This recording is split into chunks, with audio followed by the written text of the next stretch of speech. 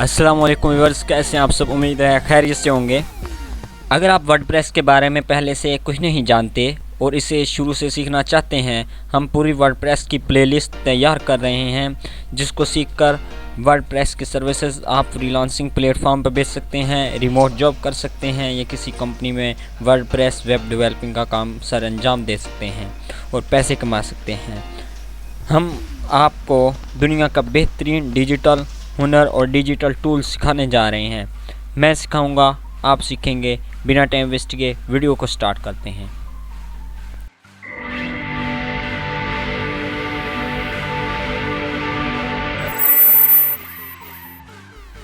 हम वीडियो को स्टार्ट करते हैं।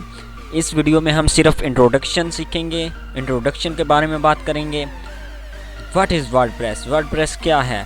वर्डप्रेस एक CMS है, मतलब के कंटेंट मैनेजमेंट सिस्टम, और ये ओपन सोर्स है, easy to use, quick system, no coding require. हमें वर्डप्रेस यूज़ करने के लिए, सीखने के लिए कोई कोडिंग रिक्वायर नहीं है। For example HTML, CSS। इस वर्डप्रेस के कोर्स में हम क्या चीज़ें कवर करेंगे?